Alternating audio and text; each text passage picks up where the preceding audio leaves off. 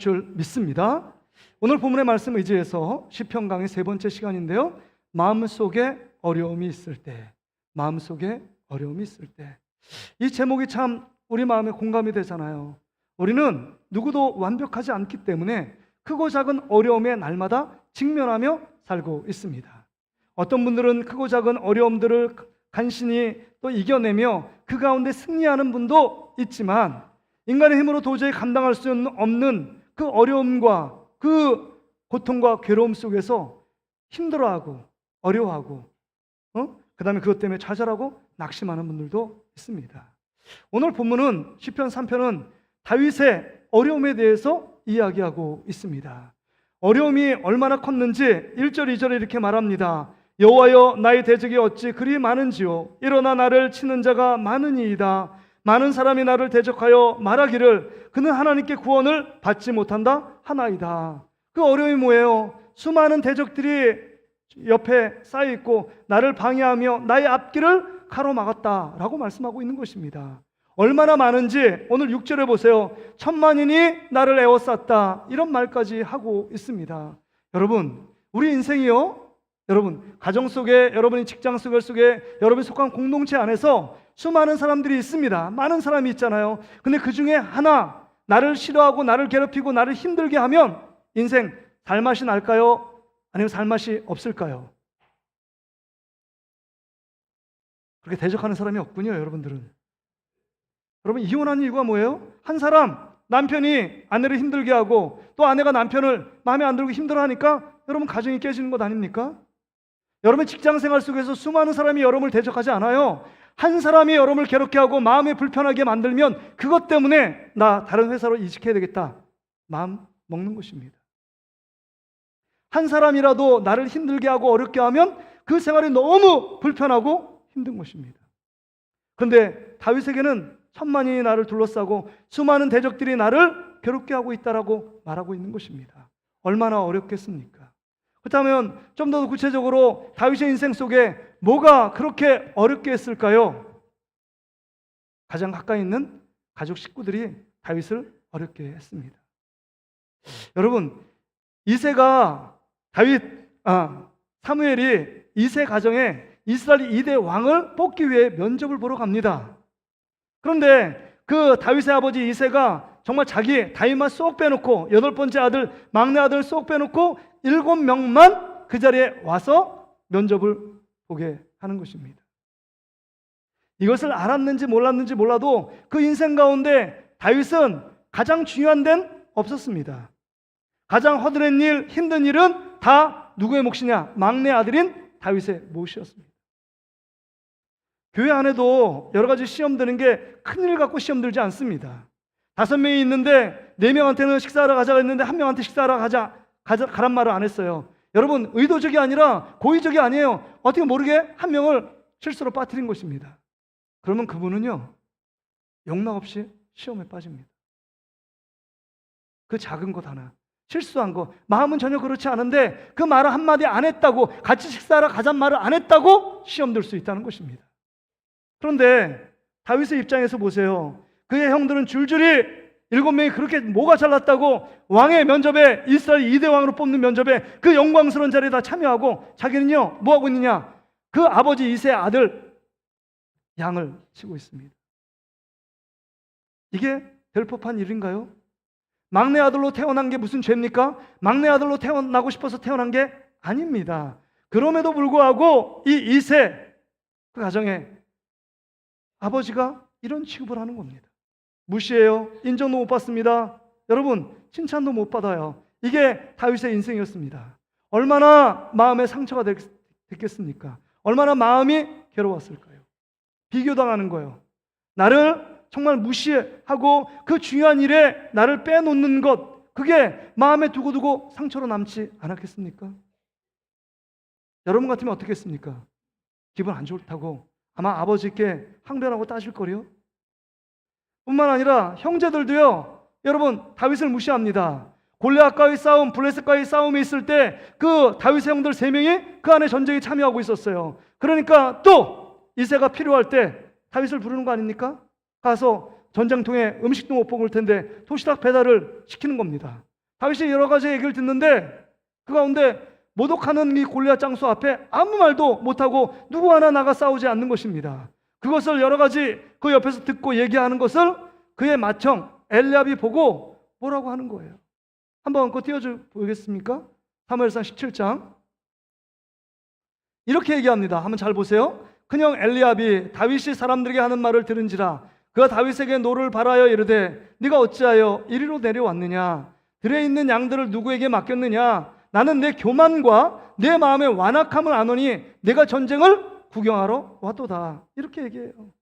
지금 전쟁 구경한 거 아닙니다. 힘들어요. 가고 싶지 않은 부모의 말씀에 순종하여 온 것입니다. 그런데 너의 교만함과 내 마음의 완악함 내가 알고 있다. 그러고 보면 형제들에게도 왕따를 당하고 있습니다. 형제들에게도 미움을 당하고 있는 다윗의 모습을 봅니다. 얼마나 마음이 괴로웠을까요? 얼마나요? 부모님에게 사랑과 인정, 그 다음에 칭찬을 받고 자라지 못한 사람들은 늘 자라서도 여러 가지 상처, 그 상처의 아픔을 안고 살아갑니다. 형제들 간에 우애 있게 지내지 못하는 그것 때문에, 그리고 아빠는 누구를 사랑하고 누구는 싫어한다, 나만 싫어했어 라고 그런 마음이 들 때 우리 마음에 드는 여러 가지 고통이 우리 속에 늘 잔재해 있습니다. 다윗은요 그런 어려움이 있었습니다. 뿐만 아니라 여러분 다윗 안에 또 어려움이 있었습니다. 골리앗 장수를 엘라 골짜기에서 그 골리앗 장수를 무찌르고 칼에 목을 베어 정말 이스라엘 민족이 정말 절체절명의 위기 순간에 나라를 구하고 나라를 살리고 그 다음에 이 블레셋을 멸망시키는 민족의 영웅이 되었습니다. 그런데요 잠시 잠깐의 기쁨도 사시고 지금 사울이요 얘기하는 거예요. 그 여자들이 얘기했던 사울이 죽인 자는 천천히요 다윗이 죽인 자는 만만이다 이런 말을 들을 때 그 안에 미움, 시기의 그 마음이 사단이 그만 확 들어와서 그 마음을 불태운 것 아닙니까? 그래서 사울이 통치한 40년 동안에 그가 정말 신실하게 잘했던 것은 나라 민족을 잘 다스리고 통치하는 것이 아니라 다윗 죽이는데 혈안이 되었습니다. 다윗 죽이는데 그의 권력과 군사의 힘을 갖고 계속적으로 다윗 한 사람 찾는데 여러분 늘 열중합니다. 그 기간에 다윗이 여러분 마음 편하게 살아갈 수 있었을까요? 너무 힘들어서 블레셋 민족, 원수 같은 블레셋 민족에 가서 자기가 정말 미친 척하면서 침을 질질 흘리면서 생명을 구걸하는 정말 구차한 인생까지 밑바닥까지 내려갔던 인물이 다윗이었습니다. 이렇게 다윗은요 파란만장한 인생을 살았어요. 그것뿐이었습니까? 늘 적국인 왕이 됐을 때도 블레셋 민족과의 싸움과 아말렉 민족의 도전이 있었고요. 그의 신하들이요 배신을 합니다. 또요 자기가 그렇게 신뢰하고 믿었던 조카 요압 장군, 군대 장관인 요압 장군이 정말 자기 말을 듣지 않습니다. 자기의 힘이 생겼다고 왕이 얘기하는 그 말에 순종하지 않고 순종하지 않음으로 말미암아 민족의 큰 어려움이 직면했던 많은 일들을 경험하게 됩니다. 엄청난 어려움이 있었어요.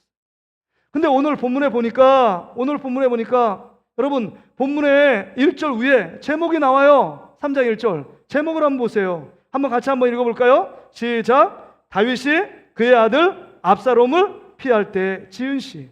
다윗이 그 압살롬을 피할 때 지은 시입니다. 여러분 외적인 대적들은요 어떻게 자기가 이기고 극복할 수 있을 것 같아요. 그런데 내적으로 자기의 배를 아파서 낳은 여러분 압살롬 셋째 아들이요 반역을 꿈꿉니다. 이 압살롬이 너무 전략적으로 주도 면밀하게 그 옆에 있는 그 군사들과 그 다음에 여러 가지 지략가들과 다윗 왕의 총애받은 사람을 점점 마음을 돌려서 자기 편으로 돌립니다. 그리고 나서 모든 준비가 끝나니까 황급하게 왕궁, 다윗 왕이 거하는 그 왕궁에 쳐들어갑니다. 왕의 권위와 왕권과 다윗의 생명을 멸하기 위해 진멸해 가는 것입니다. 얼마나 황급하고 얼마나 다급했는지 다윗이 신발조차 신지 못하고 왕궁을 황급하게 도망하고 피난하는 신세로 전락합니다. 그때 느꼈을 그 아버지 다윗의 마음을 여러분 생각해 볼 수 있잖아요. 이 전쟁은 너무 슬픈 전쟁이에요. 누가 여러분 싸워도 그 결론이 나도 슬픈 결말입니다. 아버지와 아들과의 전쟁이에요. 아버지의 입장에서 보면 더 슬픔과 더 고통이 괴롭습니다. 내가 지금 그렇게 키워놓고 사랑했던 이 셋째 아들이 나를 죽이려고 오는 그 심정이요. 내가 인생 지금까지 헛살았구나. 내가 이렇게 살아야 뭐하나 이런 생각이 들지 않았겠습니까? 근데 여러분, 이 어려움의 결정타를 날리는 말씀이 오늘 본문에 기록돼요. 그렇게 하나님을 잘 섬기고 하나님을 찬양하며 경배했던 다윗에게 이런 때, 마지막 때 이렇게 얘기하는 겁니다. 여러분 2절 보세요. 많은 사람이 나를 대적하여 말하기를 그는 하나님께 구원을 받지 못한다 하나이다. 다윗, 넌 지금 항아리에 든 쥐처럼 빠져나갈 수 없어. 네가 하나님을 믿는다고? 하나님이 널 구원한다고? 하나님이 널 사랑한다고? 하나님이 널 도와주신다고? 거짓말이야. 네가 아무리 용을 써봐, 네가 할 수 있는 일 아무것도 없어. 이렇게 지금 얘기하고 있는 것입니다. 너 하나님을 찬양하고 하나님을 예배한다고 말하더니 꼴 좋다. 이제 모든 거 끝났어. 포기해. 하나님도 너를 어찌할 수 없어. 이렇게 말하고 있는 것입니다. 마치 시편 42편 3절에 이렇게 얘기하는 것 아닙니까? 시편 42편 3절 같이 한번 읽어보실까요? 시작. 사람들이 종일 내게 하는 말이 내 하나님이 어디 있느냐 하오니 내 눈물이 주야로 내 음식이 되었도다. 사람들이요, 너 믿는 거 알아요. 예수 믿는 가정 다 알아요. 장로님, 권사님, 집사님 거 다 알아요. 그럼에도 불구하고 네가 어려움에 직면해보니 야, 하나님이 있긴 어딨어. 네가 믿는 하나님이 너를 이 모양으로 놔둘 수 있어? 이렇게 지금 비난하고 정죄하고 판단하고 있는 자들의 모습을 봅니다. 이게 어려움 속에 KO 펀치 맞은 것처럼 더 절망의 나락으로 떨어질 수 있는 이 모습 아닙니까? 얼마나 괴로워요. 지금도 압살롬의 반역 때문에 견디기 힘든 상황인데 그런 말을 들어보세요. 삶의 용기가 안 날 거 아닙니까? 우리 같으면 절망하잖아요. 그리고 누구 책임이다. 누구 책임이다. 나에게 이런 사업하는데 조금 더 돈이 있었으면 나 상황을 원망하고 불평할 수 있었지만 다윗은 그렇지 않습니다. 3절 4절에 보세요. 그 하나님을 바라봅니다. 하나님을 바라보며 기도하고 있는 다윗의 모습을 봅니다. 이게 우리와 차이를 일어나게 만드는 것입니다.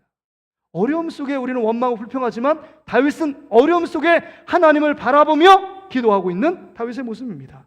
3절 4절 보세요. 3절에 여호와여 주는 나의 방패시오 나의 영광이시오 나의 머리를 드시는 자신이이다. 내가 나의 목소리로 여호와께 부르시니 그의 성산에서 뭐 했다고요? 응답하시는도다. 그렇습니다. 여러분, 하나님은 나의 방패고 나의 영광이고 나의 머리를 드시는 자래요. 여러분, 압살롬의 반역 때문에 모든 군사들이, 그 장관들이 머리를 푹 숙이고 절망과 낙심 중에 걸어갑니다. 그런데 하나님이 우리의 머리를 들게 하시는 분이 하나님이래요. 왜요? 하나님은 살아계시기 때문에. 다윗은 그 어려움 중에 하나님께 기도하고 있는 모습을 봅니다. 다윗은요, 이 어려움 중에 황급한 시간에 기도했던 모습을 보면 여러분 그 일상 속에 기도했다는 여러분 증거입니다.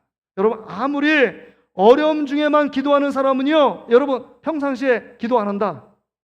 여러분 진짜 어렵고 황급한 중에 기도할 수 있는 사람은요, 평상시에 기도하는 사람이 기도합니다. 진짜 여러분이 진짜 어려움에 직면하면 기도가 나오지 않습니다. 어디서부터 어떻게 말해야 될지 몰라요. 근데 다윗은 평소에 기도하는 사람입니다. 양을 치다가도 기도하고, 정말 양이 그 곰과 그 다음에 사자의 발톱에서 물려가지고 끌려가는 그 상황에서도 하나님께 기도하며 하나님께 그 구하며 간구했던 자가 다윗이었습니다. 다윗은요, 오늘 이 모든 결과가 하나님 앞에 자신이 범죄한 것임을 깨달았습니다. 밧세바와를 범하고 우리아를 죽인 그 사건 때문에 하나님이 이런 고통과 괴로움을 준다는 사실을 알고 있었습니다. 그러기에 통회하고 하나님 앞에 자복하는 다윗의 모습을 봅니다. 여러분 꼭 기억하십시오. 시편 51편에 보면 다윗이 참회의 시를 하나님께 올려드립니다. 그건 밧세바를 범하고 우리아를 죽인 그 사건 때문에 참회의 기도를 드려요. 여러분 꼭 기억하십시오. 여러분 죄가 숨겨지고 은밀한 죄가 왜 죄되는 건지 아십니까? 여러분 그 죄들이, 은밀한 죄들이 드러나지 않고 여러분 폭로되지 않기 때문에 계속 은밀한 죄 가운데 빠지는 것입니다. 근데 여러분 결론은 그 모든 죄악들은 드러날 날이 있고 반드시 내가 내 입으로 이 모든 죄를 지었다라고 고백할 날이 오게 된다는 것입니다. 그러게 여러분, 우리가 죄를 미워하고 죄를 단절해야 될 이유가 있다는 것입니다. 그 죄를 지적했을 때 그렇다고 우리가 죄를 안 지을 수 없는 죄인에 불과합니다. 죄를 지을 때 지금 다윗처럼 철저하게 침상이 썩도록 하나님 앞에 철저하게 회개하고 주님 앞에 나를 구원하시고 나의 죄를 용서하실 분은 하나님밖에 없습니다라고 고백하며 나갈 때 그 인생을 하나님이 회복시키시고 그 인생을 다시금 그 자리로 다시금 돌아오게끔 하셨다는 사실을 기억해야 한다는 것입니다. 여러분, 우리 인생이 죄값 때문에 여러분 가운데 그 죄값을 치르고 어려움 가운데 직면했다면 여러분, 우리가 이 순간 하나님 앞에 그 죄악들을 용서해달라고 그 십자가의 주님 앞에 그 예수님 붙들며 우리는 바라보며 그 주님 앞에 우리 죄를 낱낱이 철저하게 고백하며 자백해야 합니다. 그럴 때 다윗이 그 가운데 죄를 회개하고 다시금 용서함을 받고 그 자리를 하나님께서 보존하시고 하나님의 놀라운 은혜 가운데 모든 인생을 제자리에 돌아오게 하시고 반전시키는 하나님의 놀라운 역사를 있었음을 보게 됩니다. 여러분, 그렇게 하나님께 기도할 때 지금 여러분 하나님 앞에 그 죄를 토로하고 기도할 때 지금 압살롬의 반역 가운데 황급한 상황에서도 하나님께 기도해요. 그래서 사무엘상 15장 31절에 이렇게 기도하고 있잖아요. 어떤 사람이 다윗에게 알리되 압살롬과 함께 모반한 자들 가운데 아히도벨이 있나이다 하니 다윗이 이르되 여호와여 원하건대 기도하잖아요. 아히도벨의 모략을 어리석게 없어서 황급한 중에 도망하고 달아나는 상황 가운데 있지만 하나님께 기도하며 이 연약함과 이 불리한 상황을 반전시켜 달라고 하나님께 기도하고 있는 것입니다. 아히도벨은 여러분 이스라엘 최고의 지략가예요. 제갈 공명 같은 사람입니다. 그가 아히도벨이 원래 다윗 편에 섰는데 압살롬의 반역편에 씁니다. 후세라는 지략가가 있어요. 아히도벨의 지략만 못합니다. 후세는 다윗 편에 서요. 그래서 하나님께 기도합니다. 아히도벨의 지략을 무력화시켜달라고. 그래서 후세가 여기 압살롬한테 같이 합류합니다. 아히도벨의 지략도 듣고 후세의 지략도 듣습니다. 그런데 하나님이 아히도벨의 지략을 못 들게 하고 후세의 지략을 듣게 합니다. 그래서 다윗 무리에 있는 모든 군대가 전멸당하지 않고 그 위기 가운데 하나님의 은혜 가운데 살리심을 받습니다. 만약에 아히도벨 그냥 끝까지 쫓아가서 다 쳐서 그들을 진멸해야 됩니다. 그 말을 압살롬과 반역군이 들었다면 다윗과 모든 군대는 다 하루아침에 진멸. 하나님께 기도함을 통해서 그 위급한 가운데 어려움에 직면했을 때 우리 마음에 두려움이 찾아왔을 때 우리 안에 고통이 찾아왔을 때 우리 안에 괴로움이 찾아왔을 때 하나님 앞에 엎드려 기도하고 주님 앞에 마음을 드리면 하나님께서 우리의 기도를 듣고 응답해 주신다는 사실입니다. 근데 우리는 구체적으로 기도하지 않잖아요. 자녀를 위해 걱정은 합니다. 그러나 기도는 하지 않습니다. 남편의 직장과 사업장을 위해서 걱정은 합니다. 그러나 기도는 하지 않습니다. 그래서 사도 바울이 얘기하는 게 있잖아요. 빌립보서 4장 6절부터 7절에 이렇게 말씀하는 것 아닙니까? 아무것도 염려하지 말고 다만은 뭐예요? 전에 설교한 적 있죠? 대신에 여러분 염려하고 걱정하고 두려워하는 대신에로 바꾸세요. 모든 일에 기도와 간구로 너희 구할 것을 하나님께 감사함으로 아뢰라. 그러면 7절에 그리하면 모든 지강에 뛰어난 하나님의 평강이 그리스도 예수 안에서 너희 마음과 생각을 지키시라. 할렐루야. 하나님이 그렇게 하신다는 거예요. 하나님이 여러분의 마음과 생각을 지켜 하나님이 나를 돕고 있고 하나님이 나의 아버지 되시고 나의 생명 되시고 나의 방패 되신다. 이렇게 고백하면 누가 우리를 넘어뜨리겠습니까? 여러분, 지금 다윗은 하나님께 이렇게 고백하고 있는 것입니다. 모든 근심과 걱정, 어려움은 하나님께 맡긴 것입니다. 내가 근심하고 걱정해봤자 키를 한 자를 크게 할 수 있습니까? 없어요. 가난한 자를 부유케 할 수 있습니까? 없어요. 공부 못하는 사람을 잘하게 할 수 없어요. 하나님께 맡기는 길 외에는 답이 없다는 것입니다. 우리는 그 답을 알고 있잖아요. 여러분, 이 시간을 통해서 다시 한번 여러분의 어려움으로 끝나지 않기를 주의 이름으로 축복합니다. 어려움 가운데 반드시 어려움을 주는 반드시 하나님의 계획이 있다는 것입니다. 그 어려움을 통해서 여러분의 마음을 막 흔들고 있는 것입니다. 사단도 흔들어요. 그러나 하나님께 여러분의 마음과 시선을 고정하면 하나님의 뜻이 보이고 그 어려움 속에서 기도하지 않던 사람이 늘 낙심하고 근심하던 사람이 하나님만 바라보고 하나님께 더 기도하고 더 하나님께 매달리도록 하나님께서 이 어려움을 사용하고 계신 것입니다. 그래서 C.S. 루이스는 이렇게 말했습니다. 고통은 하나님이 우리에게 말씀하시는 확성기와 같다라고 말했습니다.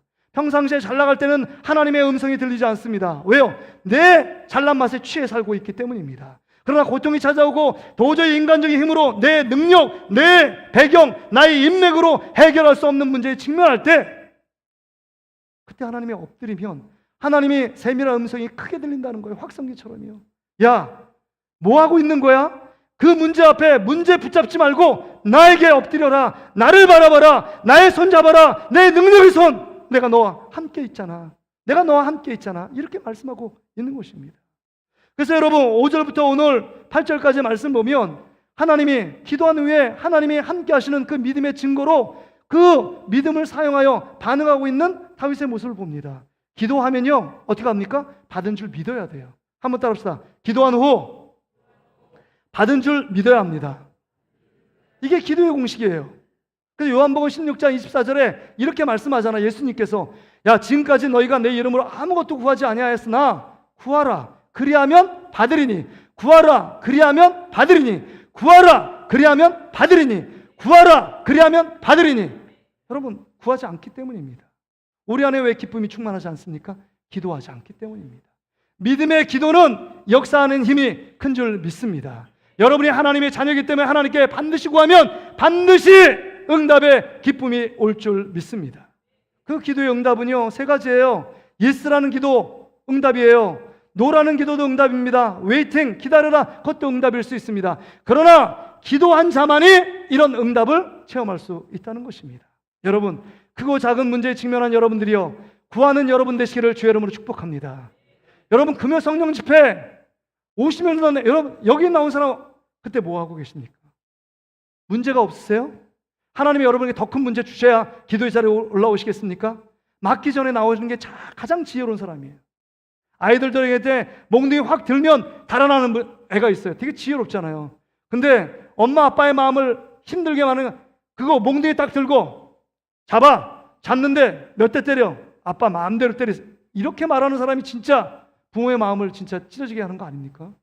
막 피해야 되잖아요. 그리고 아빠 막 무릎 꿇고 좀 요번 한 번만 봐주세요. 이렇게 말해야 되는 거 아닙니까? 그렇게 하기를 원하는 거잖아요. 부모님은요. 진짜 때리고 싶어서 때리는 게 아니에요. 내 감정이 충실해서 때리는 게 아니란 말이에요.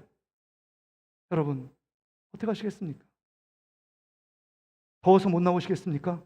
여러분 이 에어컨을 설치하니까요 얼마나 시원한지 몰라요. 더 밑에 내려드릴게요. 한 20도로 막 18도로 내려드릴게요. 정말 혹시 집에 에어컨 없으면 교회로 여러분 피난 오세요.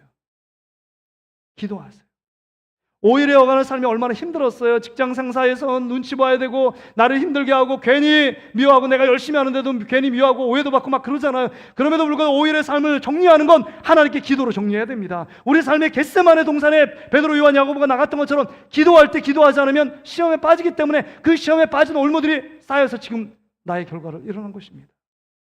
기도를 마음도 없고 기도할 때 응답도 경험하지 못하고 신앙생활의 재미를 못 보는 것. 왜요? 진짜 하나님께 부르짖어 본 적이 없는 것입니다. 다윗은요 정말 사울의 고통이 있었잖아요. 뭐 가정 속에 불화했잖아요. 인정도 못 받고 누구 하나 의지할 게 없었어요. 하나님만 붙들었습니다. 사울이 죽이려고 늘 혈안이 됐을 때도 늘 요리조리 피해 다니면서 그 피할 수 있었던 건 내 능력과 내 지혜, 내 힘이 아니라 하나님이 그렇게 하셨고 내가 기도할 때 하나님이 나에게 피할 길을 주셨다라고 고백하는 것 아닙니까? 그래서 황급하게 압살롬의 반역 정말 엄청난 어려움 속에 직면했지만 그 순간에도 하나님을 의지하잖아요.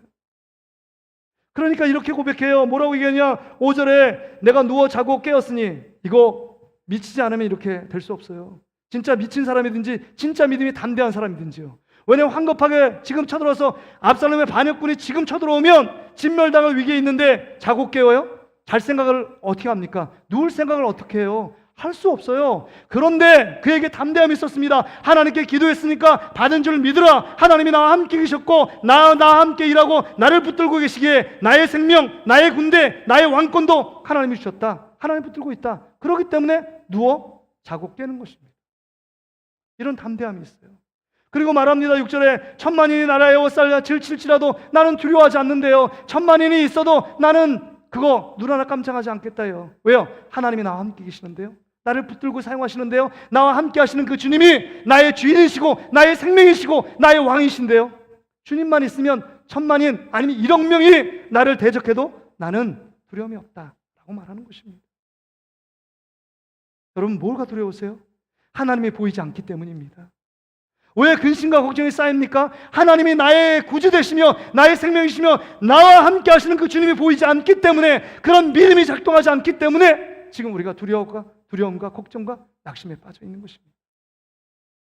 7절에도 보세요. 얼마나 기도한 후에 하나님이 나와 함께 한다는 믿음으로 살았는지 모릅니다. 여호와여 일어나소서, 나의 하나님이여 나를 구원하소서. 주께서 나의 모든 원수의 뺨을 치시며 악인의 이를 꺾으셨나이다. 여러분, 꺾으셨나이다, 앞으로 꺾으실 겁니다 라고 기도에 마땅하지 않습니까? 지금 압살롬이 쳐들어왔는데, 근데 과거적인 표현하고 있어요. 이를 꺾으셨나이다, 과거예요. 하나님께 기도하고 믿음으로 나아가는 자에게 여러분, 모든 역사는 과거가 된다는 사실입니다.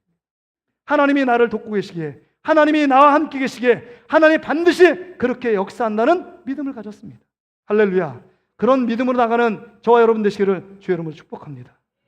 기도하면 없었던 믿음이요 다시금 회복되어지고 내가 이렇게 살아야 될지 하나님이 우리에게 여러분 기도하는 사람을 통하여 가르쳐 주십니다. 세밀한 음성으로 들려주세요.